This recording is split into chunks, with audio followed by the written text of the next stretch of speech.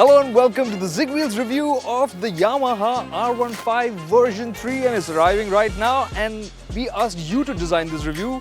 You can stop here and we're going to start a review with something which a lot of you consider to be very important. Ishant is going to be sitting in the rider's seat for now, while I hop on to the pillion seat. And the shout out goes to Yogesh Pilankar. He said he would get into trouble with his wife if he didn't know how good the pillion seat was, and we're going to show you. Swing a leg, it is a bit of a stretch. Hop on, you have to hop on. But once you're on, it's interesting, you don't feel like you're sitting as high up and above the rider as you did on the V2. And that's because Yamaha's actually dropped the gap between the rider's seat and the pillion seat here on the V3.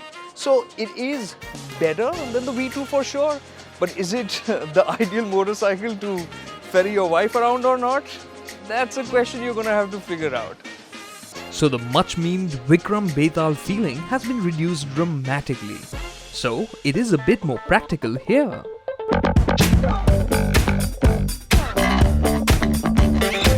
Next, Raman Iyer and Santosh Kumar asked us this. What's the difference in seat height between V2 and V3? Well, this is higher by 15 millimeters. That's 815 millimeters. Well, that's cleared up. What's it like for a 5 feet 3 inch rider or for shorter riders? And this question was asked by Rakesh Sahu, Osama Bota, Javed Sayed, Milan Nagendra. So, I'm 5 feet 6. I can get my feet down flat on the ground. But if you're 5 feet 3, you'd be a little bit on tiptoe, but still, it would be manageable. The seat is slim, so you can get your feet down quite easily in that sense. We even asked a 6 foot 3 inch rider to try it on for size. And while he did look a bit awkward, there were no obvious areas of discomfort for him. What about the seating posture? Is it aggressive? Now, this question was asked by Hari Sri. He said, is it as racy as the RC, or is it as laid back as the RS200? Well, here you go. As you can see, it is a bit sporty, and in fact the seating position is sportier than the V2 because, like we said, the seat height is higher, the clip-ons are a little bit lower. So when it comes to the seating posture, this is definitely more aggressive than before. Now we change focus from comfort to creature comforts. Now we focus on the instrument cluster, an all LCD unit. This, of course, has its usual display of fuel level, speedometer, odometer. Along with that, it's got 2 trip meters, a programmable shift light, instantaneous fuel consumption, average speed, all of that. But the reason why we're focusing on this right now is because of a question that was asked by Karan Dambre. And he asked, there's a welcome screen on this where the display shows "Hello Buddy." Can it be customized to show his name? The simple question, yes. Using just those 2 buttons, it would be a little painful to do that. You could get your name to be seen on the screen every time the bike starts up. So, Hello Karan is something that you can do with your bike. The V3's accessories were much asked about as well. Sarvana Guru, Dinesh Sham, ROSVS. I asked you, I am not sure how to pronounce that. You asked us about the features, specifically the USB plug-in. And well, it's not that on this bike, it is an accessory that Yamaha will offer, and it seems to be a standard accessory. It's planted here next to the fairing, and you can connect your phone cable from there to a mount here to charge your phone. And along with that, people have also asked about the hazard switch, and there isn't one over here. We finally got our hands on an accessorized R15, and while the USB port is a handy feature, it seemed like an afterthought. Disappointing. So Sudipta Sao asked us about frame sliders, and those are available as accessories for the V3. It costs about 2,450 rupees, mount somewhere around here, not mounted on these bikes. Jinsen Jose asked us if we could show him a crashed bike to see if the frame sliders work. Sorry man, we couldn't do that, but Yamaha say the frame sliders will protect the bike from light crashes. Now here's something we weren't asked about, and that's the design. But we have to say that with those slim all-LED headlamps, the R1 inspired fairing, And even the neat gills cut into the tank, this V3 looks like a baby R1. The floating tail panels are a clear highlight. However, there is one downside: the quality. It really isn't up to the standards that we expect from Yamaha. Welds, misaligned plastics, and the cover for the pillion seat removal bolt were all a bit tacky. But now let's move to the heart of the matter.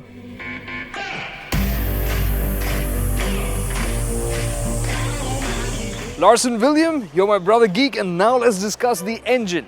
Well, you could consider this as an almost all-new engine because it has a bigger bore, it has a new head, it's got a new clutch, it's got the same gear ratios, but it's got an upgraded cooling system to make it more reliable. And that aside, you of course have to talk about the variable valve actuation. Yamaha calls it VVA, Honda calls it VTEC. Basically, you have one cam that operates at low RPMs to give you more torque and rideability, and one cam to give you better performance at high RPMs. That aside, Yamaha's also changed the final drive gearing, which means the rear sprocket's just a little bit bigger to give you more grunt, more acceleration. Still with us? Good, because a lot of you wanted to know whether the V3 is smoother than the V2 or not. Somnath Bose, Farhan Ali, Kolkata legend, Saur Seth. You guys were the first few to ask about heat, vibration management, and whether the V3 would be fine to ride around in the city. Well, quite simply, heat we can't talk about. We're in a steamer out here in Chennai, and we were riding on the track, so we are running at a pretty good pace. I rode the motorcycle in 5th gear, pulled it from under 30 kilometers an hour, and pulled nice and clean. From 2000 RPM, which is idle, it pulls forward with just a roll of the throttle, without any chugging or prominent vibes or hesitation from the engine. So in terms of commuting in the city, this would be just fine. If you decide to just open the gas, head to the upper end of the rev range between 8 to 11,500 RPM, that's where you'll start feeling the vibes from the engine. But even then, they're not enough to put you off. Sukrit Kale, you commented that the V3 would probably be painful for highway touring. Let me just clarify that the engine would be quite at home on the highway as well. You'd cover distances comfortably. But the seating position, it is aggressive. So that would lead to some pain in your triceps and wrists. How does it sound? Well, it is smooth but deep. We like it.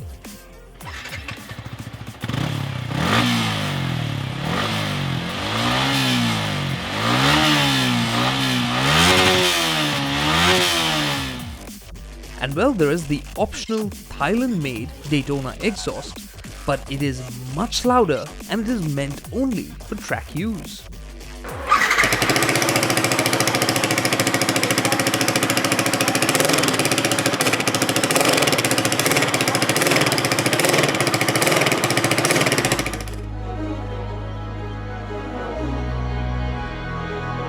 Siddharth Nayak, Milan Nagendra, Veera Suhas.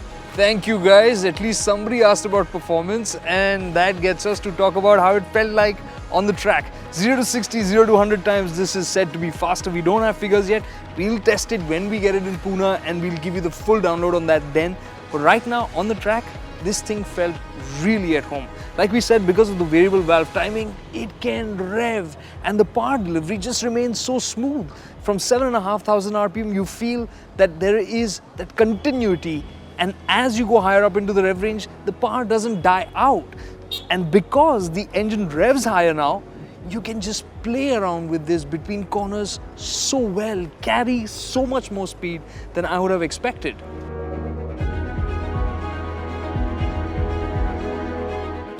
I also have to talk about the gearbox and the clutch. The gearbox is super slick, never missed a shift, and of course along with that slipper clutch you get a really light feel at the lever, and just working the gearbox feels like a pleasure because of that. The lever also sits just a little bit closer to the handlebar, making it that much easier to operate. Keep in mind that the V3 is heavier than the V2 by 3 kilograms. So the claimed faster acceleration and better fuel efficiency is all the more impressive.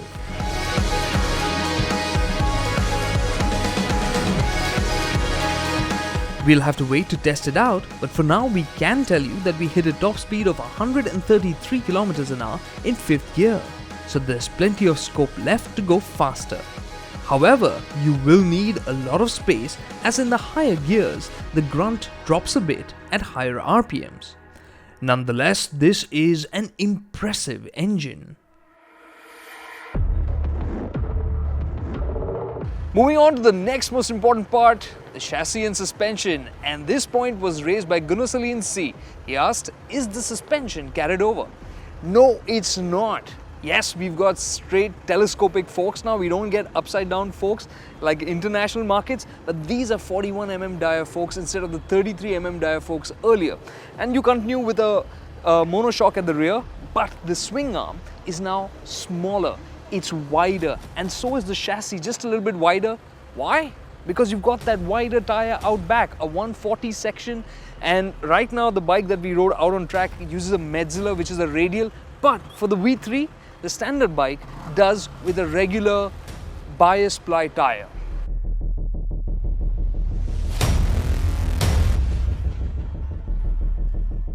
Also looping in Nishan MK here, who along with Gunasaleen wanted to know about the handling, and that is again a beautiful point about the R15 V3. Doing a little bit of flashback here, the V1 was known for its agility. It had those skinny tires which, well, a lot of people did not like, but it performed on a track beautifully. Then came V2. It got wider tires, it got a longer wheelbase, it offered a lot more stability, so newer riders felt a lot more confident on it, but it traded in a little bit of the agility of the V1. And now with the V3, you have even broader tires, but the wheelbase has become smaller, the rake angles become sharper, trails reduced. Basically, it's promising a lot of fun on track, and it turns out to deliver exactly that. You can turn in really late, it turns in really quick, and therefore allows you to really attack corners.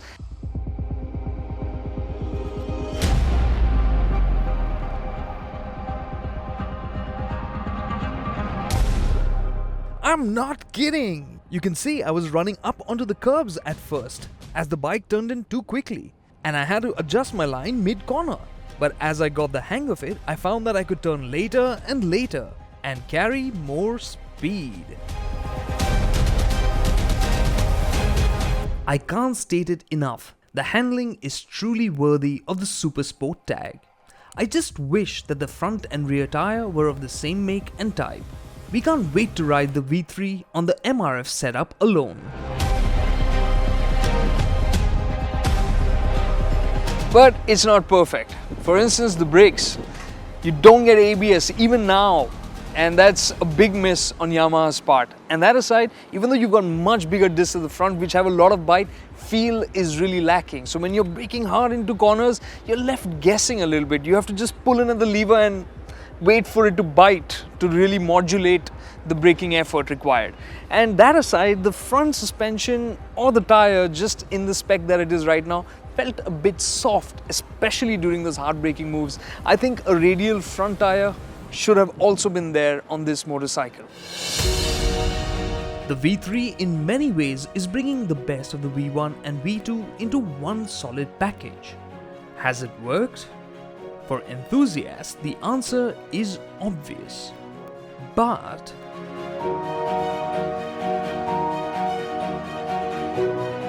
so we're going to end this review with a question that Charan Raj raised. Is the V3 worth it? The 7,000-8,000 rupee premium over the version 2, I think, is more than justified. Just look at the basic hardware that it is offering.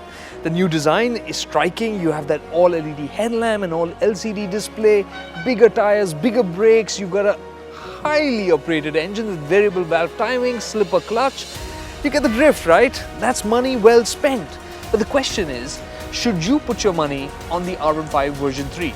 Well, if you're expecting the version 3 to be this more practical R15, don't, because it isn't. The R15 has always been about a super sport on a budget, and the V3 has sharpened its focus over there. You can see it with the engine, which has improved top-end performance, at the same time maintaining everyday usability, but the ergonomics clearly are more sport-oriented And because of that, along with the changes to the chassis, you get a motorcycle that is really enjoyable when you find the right road. Is this something you could live with? Sure. And as people have done in the past for the R15, you have to adjust a little bit for that.